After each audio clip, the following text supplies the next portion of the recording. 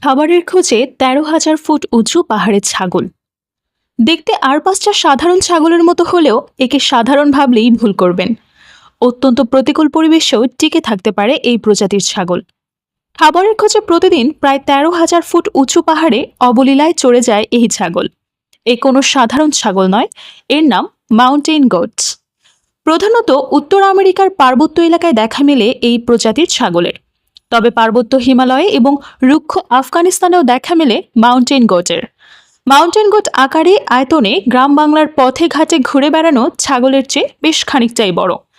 সদ্যজাত মাউন্টেন গোটের ওজনও প্রায় ৩ কেজি হয়।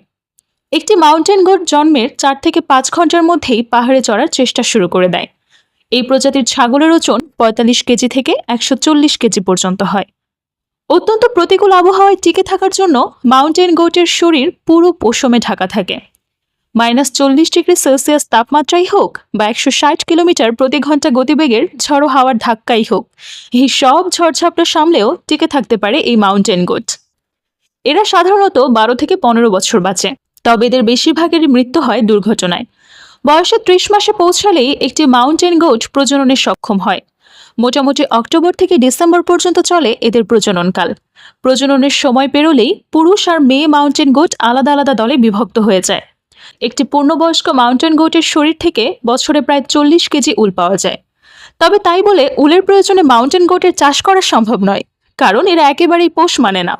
তাই উলের যোগানের জন্য বাণিজ্যিকভাবে এদের কাজেও লাগানো যায় না।